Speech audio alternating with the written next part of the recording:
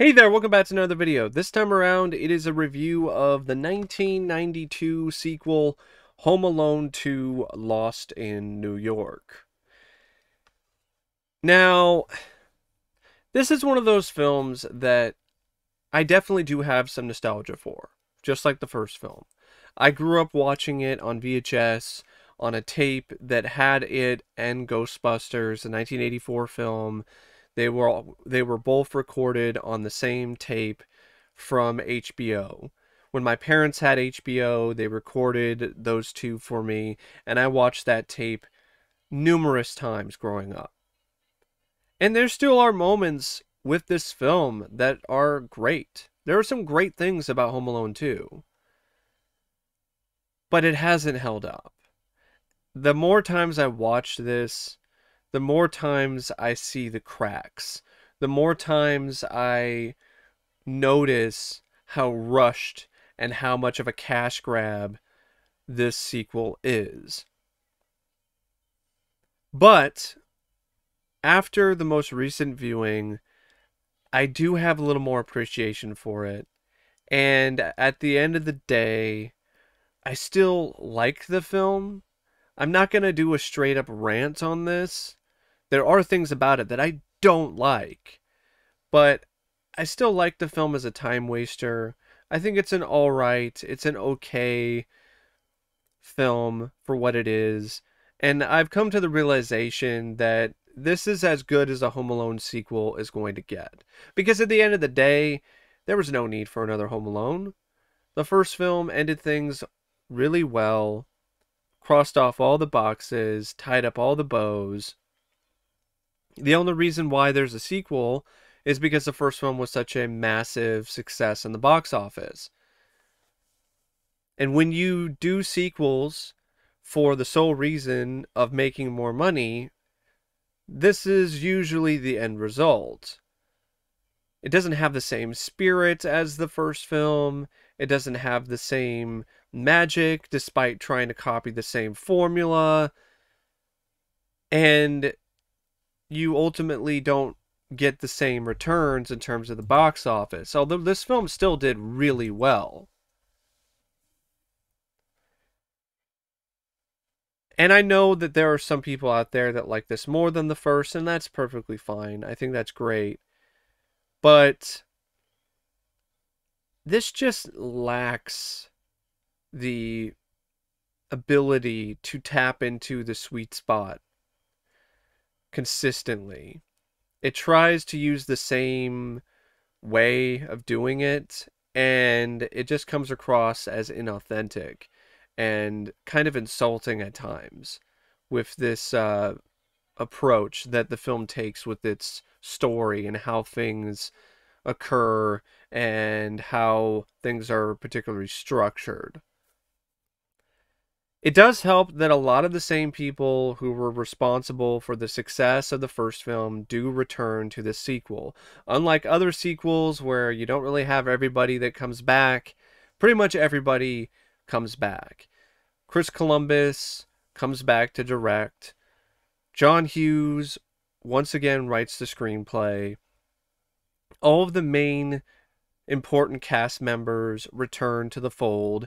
Macaulay Culkin, he got a $4.5 million check for this film, which was a record number of money, a record amount of money for a child actor at the time. And you have Daniel Stern and Joe Pesci, all of the same kid actors who played Kevin's siblings, the same actors who played Uncle Frank and the other family members, John Hurd and Catherine O'Hara. They return to the cast to play Kevin's parents. John Williams once again does the score. Raja Gosnell even edits the movie. So there's a lot of familiar faces with this sequel, which is a good thing. But this sequel is also an example of too much familiarity. There's way too many beats with this story that are just the same as the first film. and it's nowhere near as refreshing.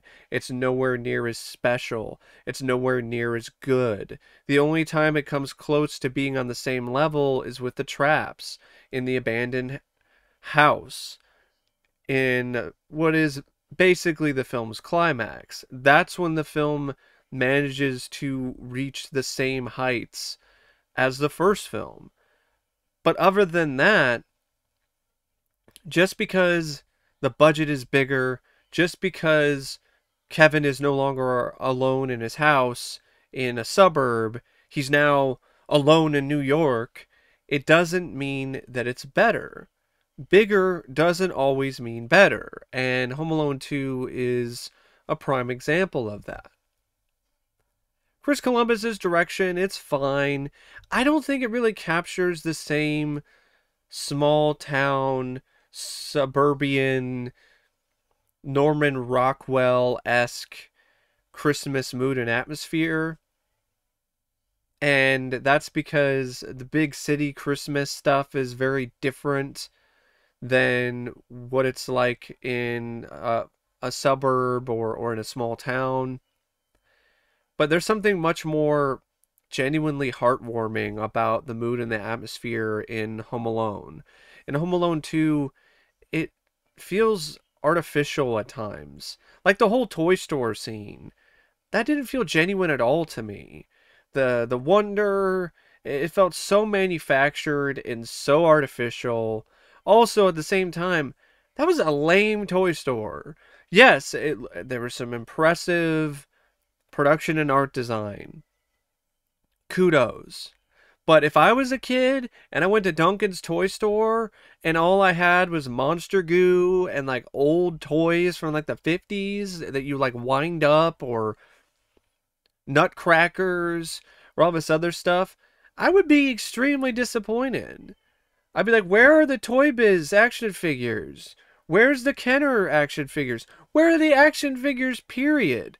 What kid in 1992 was looking for Monster Goo, which is just soap in a monster themed container, candy, cookies, and old toys that would have been shown in a catalog, an old Sears catalog from the 50s or 60s? What kid in 1992 was interested in any of that? So that really felt like it was just John Hughes or Chris Columbus's vision of what a toy store would be and what they would like to see in a toy store versus what kids really would have been more interested in. Unlike the first film, which tapped into what kids liked, what they were interested in, what they really were passionate about, I didn't feel that Home Alone 2 really tapped into the same thing. It also kept trying to make the Talk Boy a thing, and it was kind of cool, but at the same time, it was like, it's essentially just a tape recorder. What is really so cool about just record? I mean, there's always been a tape recorder. It's been around for a long time. The only difference is it looks like a camcorder, and I guess you can change your voice with it, and it doesn't sound like an authentic, real voice at any capacity. It's not believable at all when the hotel buys Kevin with this modulated voice that sounds like it's clearly modulated. But that's a whole other thing, and that's a very small problem when it comes to this movie that's full of them. But Chris Columbus's direction is not really that much of a problem. Despite the fact that it doesn't really capture the same mood or atmosphere, I don't think that's entirely his fault.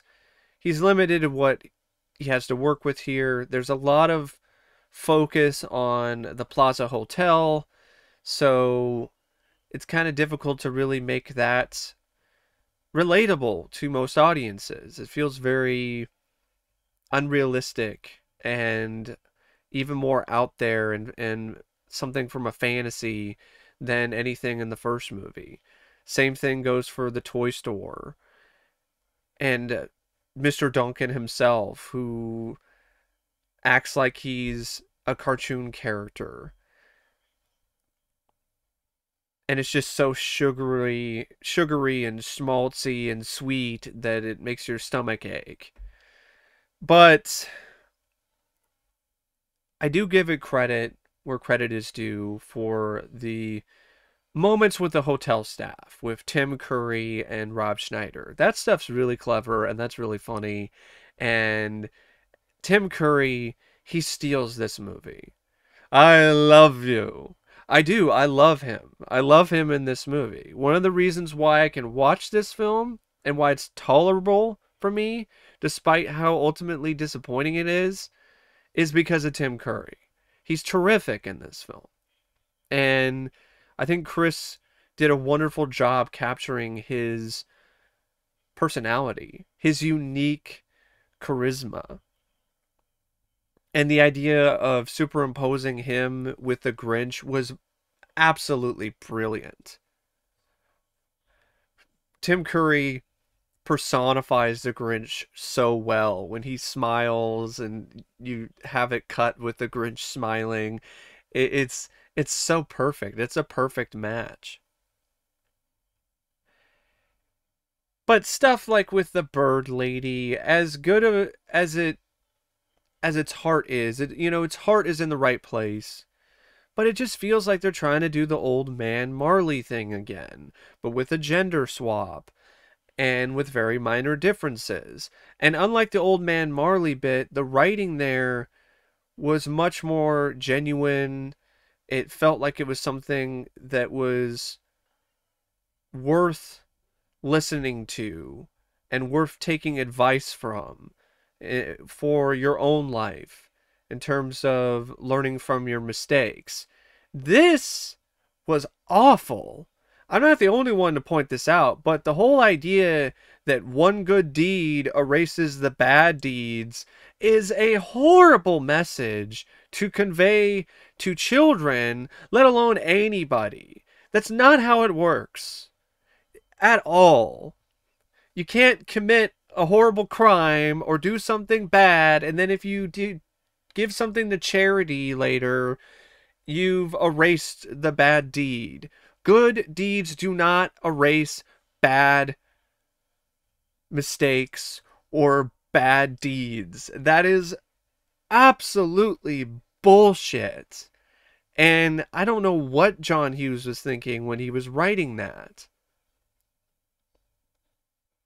When the film goes back to the wheelhouse that it's the most comfortable with, when Kevin is alone in a house dealing with Harry and Marv, that's when it is just as enjoyable, just as humorous, just as hilarious as the first film.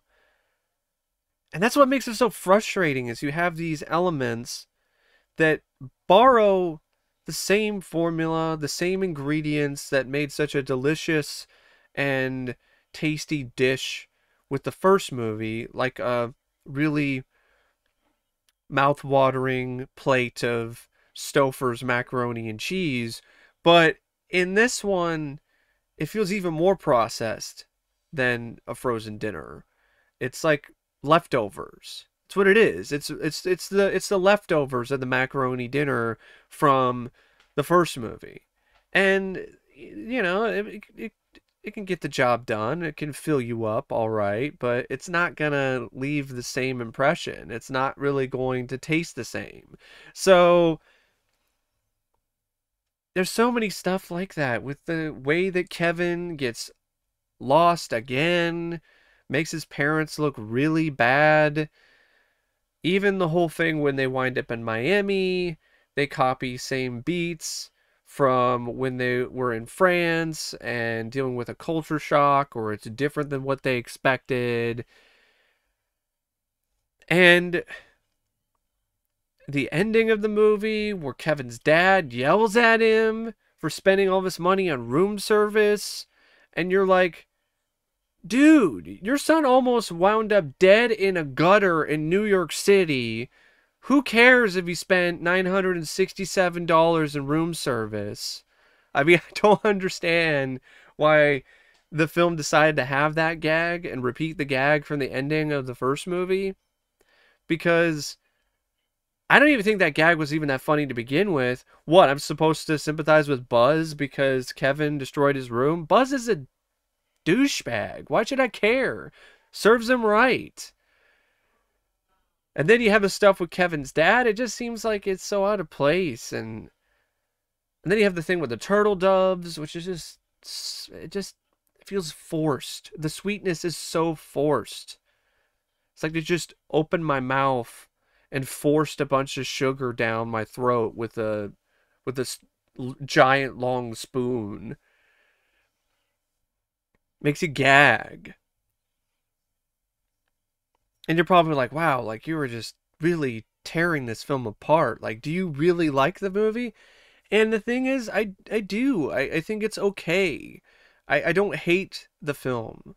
I just don't like things about it. How familiar it is. How lazy John Hughes' script is. I mean, they even repeat the same gag with the angels have filthy souls.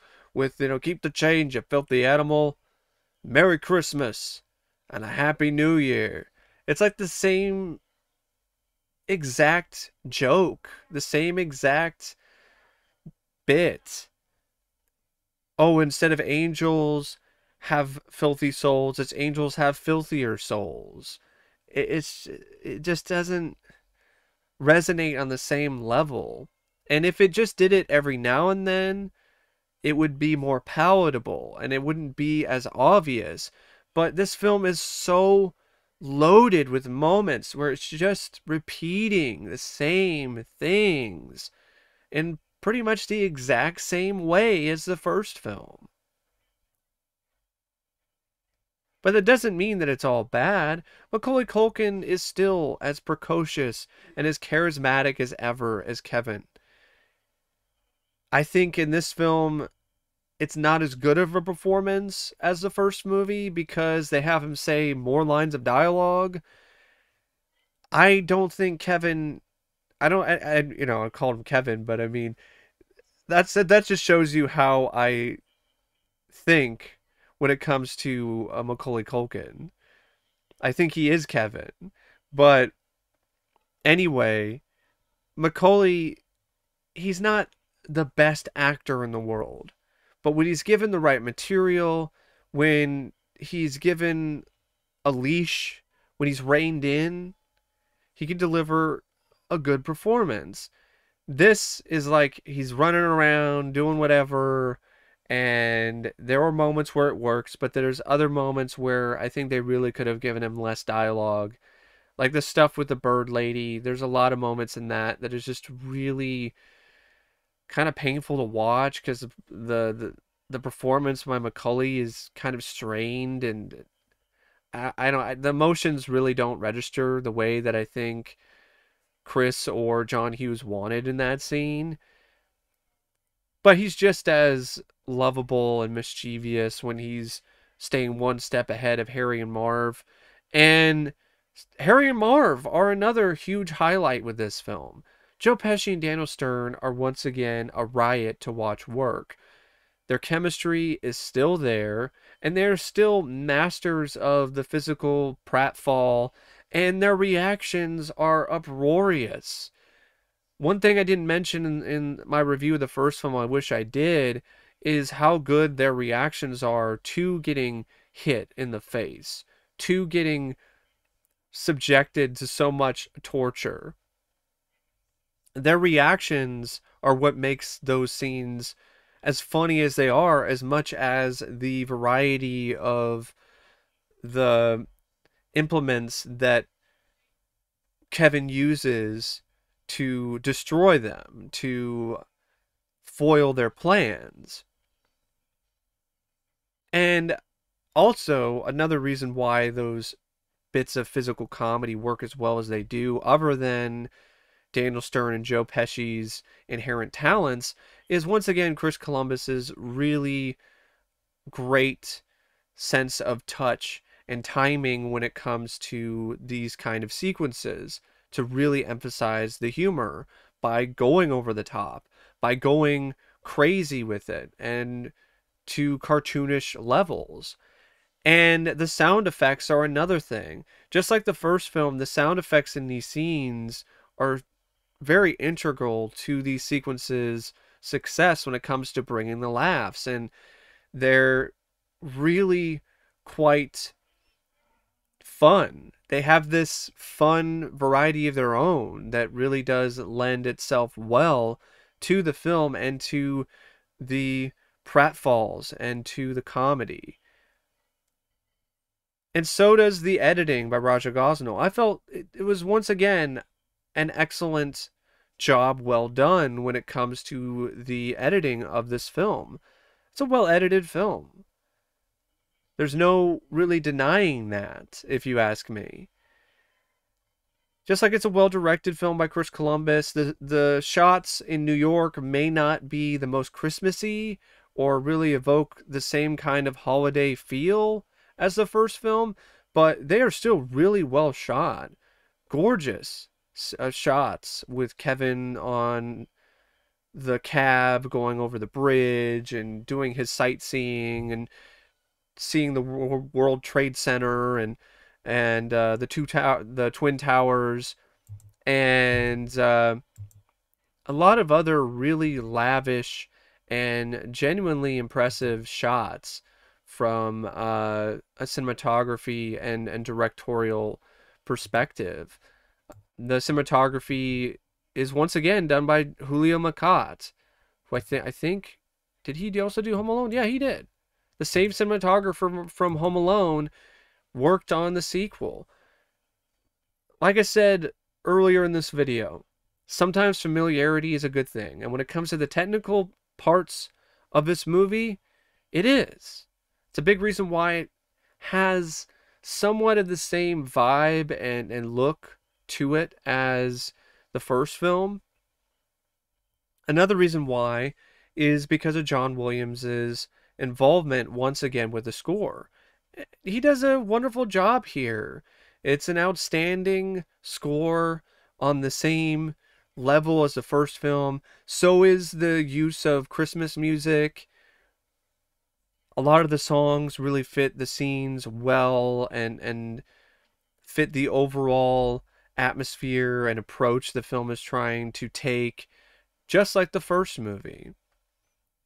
One bit in particular when it comes to the music that has always stood out to me, and I always thought was a really amazing and quite superb sequence, is the one where Kevin is looking outside his window and he sees the star, which is on top of the children's hospital. And there's a sequence later on where he goes and he looks up and sees a kid in the window. And that's what gives him the passion and the drive to risk his life once again to stop the sticky bandits, who are no longer the wet bandits, from stealing the money from the toy store that's supposed to go to these sick kids. And John Williams composed this beautiful piece of music called Starlight Starbright, I believe. And it really does hit you in the heart. So there are moments where the film does tap into that humanity and taps you in the heart and in the right place inside your soul. But then there's other moments where it just drags and you're just like, okay, we're just doing the same thing here.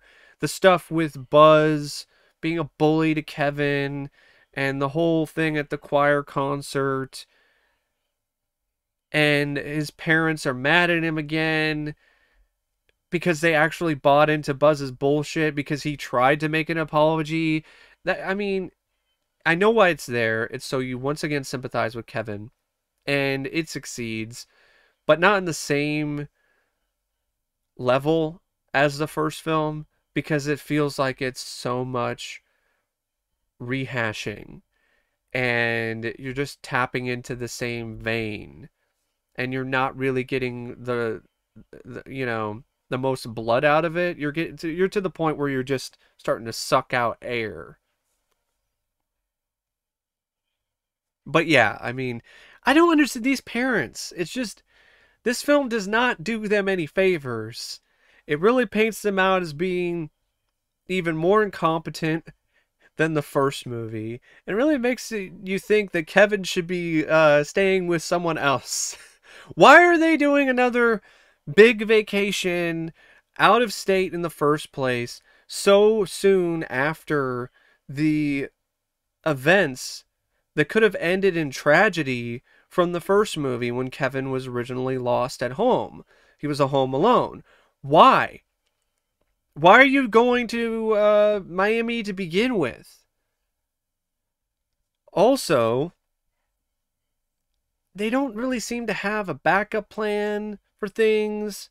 Like, if things go wrong, why the whole thing with the radio again and the alarm? Why the hell were they not checking the alarm? It's happened once before. Why did they not check to make sure that their alarm was set and it was at the right time so they would wake up and not have to get into a rush again? But yes, if they did that, we wouldn't have a movie. But when you wind up in that scenario while you are criticizing a film or while you're watching the movie, that's a problem. A good film, let alone a good sequel, doesn't have those kind of questions. You don't have those moments where if they go to this particular choice, if they take this path instead of this other one, the movie is over. You don't have that going on. It just speaks to how rushed this sequel was. It was shot a year after the first movie. So this was more than likely rushed into development after the box office receipts of the first film came in.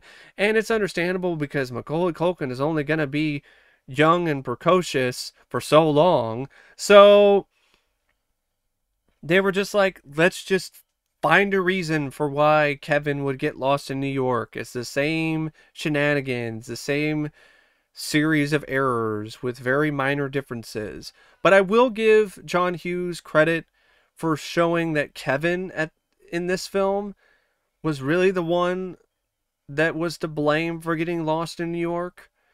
That's something I didn't really quite catch on the last time that I saw it, but if Kevin wasn't so preoccupied with putting batteries in his Talkboy, he wouldn't have gotten lost in New York. So a lot of that is on him. And throughout the film, he does have that realization that he needs to really be in the moment more. He needs to not be so preoccupied with other things and focus more on his family and what he has in his life. And there's other little bits that I feel are worth mentioning with the screenplay by John Hughes. There's a little tiny subtle moment that you might miss that is so important to any kind of development with Kevin's parents. So in the end, after Kevin has defeated Harry Marv again, and they're about ready to open some of the, they're ready to open the presents that were sent by Mr. Duncan at the hotel. Buzz starts up and tries to do his whole jerk older brother thing, trying to blame Kevin for everything and really just make Kevin feel bad. And his mom actually has this moment where she puts her hand out to him and basically pokes him and is like, no, don't do that. And then he actually changes his approach and delivers a sincere message and says Kevin should open the first present. And that shows that the parents are actually learning something. But it's so subtle, it's so tiny, and it's so brief that I think a lot of audiences missed it. I missed it after all these years. I didn't catch it until I rewatched this film on Blu-ray. So, as much as I do like the fact that John Hughes had that bit in there, I think it could have been done better. Should have been more obvious. You could have even had a moment where it happened earlier, where the mother doesn't buy Buzz's half-assed apology and is like, come on. You call that an apology? Because that's the kind of thing that I would do. If I was in that scenario and these were my kids and I knew that these two brothers have had this really rough and bumpy relationship with one another, and I had been paying attention and saw that Buzz is just being a butthead, I would call him out on his bullshit and I would be like, no, give him a more sincere apology.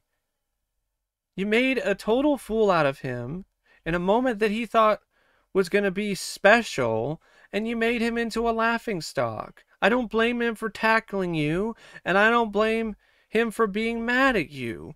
And you're the one that's really the reason for any of this, so you're the one that should be apologizing the most. And you need to be providing a real apology.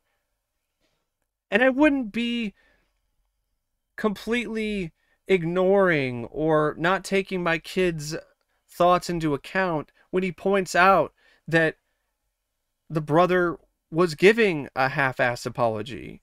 Because he mentions to his mom, he called me a trout sniffer afterwards, and it doesn't really register with his mother.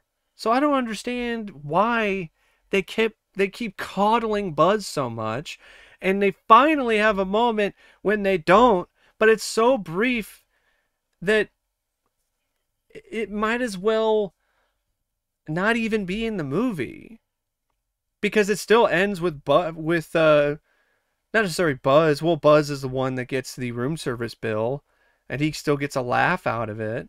So it's just I don't understand why these parents haven't learned anything, and they learn a little bit, but they need to learn a lot more. That's what's so frustrating about the film in a lot of ways, is the parents. They should be more responsible. They're the ones that should show more maturity and growth. And speaking of that, there's not enough with John Hurd, with Kevin's dad. I agree with a friend of mine who pointed out that it would have been nice to have seen John Hurd's character be the one that looks for Kevin instead of Catherine O'Hara again. So you have Peter looking for Kevin on the streets of New York. Not taking anything away from Catherine, once again delivered a really solid performance. But it seems like the film is actually going to go in that direction, because Peter pipes up and he's like, I'm going to go look for Kevin on the street. I'm going to go to the police station and we're going to try to find Kevin. And then Kevin's mom, Kate, she gets involved, and she's the one that decides to go on the trip or go on the streets to look for her son. And that's another moment and another part of the movie that feels like deja vu. If the father was doing that, it wouldn't feel so much of the same thing. And you would give John Hurd more to do. You would give this relationship between him and his son more weight to it, because you don't see them together and you don't see very many scenes with them throughout this franchise. You get a very small amount of them. And another thing about this film, it's too long. Why is this film 2 hours? There's no reason for this film to be 2 hours long. The first movie was the right length. This is excessive in its length. And there are moments where it just really starts to drag as a result. But it picks up when Harry and Marv are going after Kevin, even in the scene where they realize that he's there in New York and they chase after him. The film really does perk up. And that's just a testament to those three actors and how well they work with one another. And also testament to, that's the stuff that most audiences want to see and they care about. We don't care about a gender-swapped Roberts Blossom character. We don't care about old woman Marley who's into birds. We don't really care about the mom once again looking for Kevin and once again feeling distraught and so on and so forth. We would like to see something else. So there's a lot of that in this film where it's like, can we see something else? And that's why the stuff in the Plaza Hotel with Tim Curry is so fun and is so memorable for a lot of people because it's something different.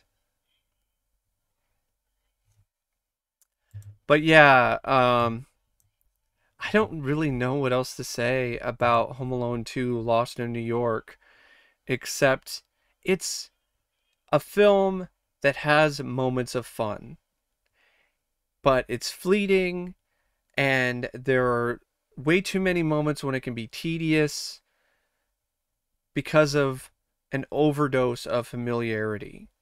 And I've seen worse films. I've seen worse films in this franchise, but that being said, it doesn't do much to really justify its existence. Does it really provide that much character development for these characters? Not really. Does it really move along the story in a way that elevates it or moves it into a different direction? Not really. Other than moving it to a different location, it's a lot of the same things. So if that's the case, why does it exist for any reason other than money? The first film felt like a genuine spark that wasn't built off of greed or off of the pursuit of capitalism or so on and so forth. Home Alone 2 feels like it's born from that place of capitalistic greed that is so common in New York and in Wall Street and in the studio landscape. Home Alone was the film that could. It was the little film that could. Home Alone 2 is the studio already knowing that it's a juggernaut, trying to keep the train rolling and reel in as much cash as humanly possible. And as a result, it just lacks the same magic and the same soul as the first film. But those trap scenes are still hilarious, and I can watch Marv, Daniel Stern get hit in the face with a brick again and again and still laugh my ass off. But that being said, it's still not a good movie. It's average, it's mediocre, it's so-so at best. Yes, it does have its moments of humor, and it does have some heartfelt scenes. But at the end of the day, Home Alone 2 Lost in New York is just a plate of reheated, bland, salty leftovers.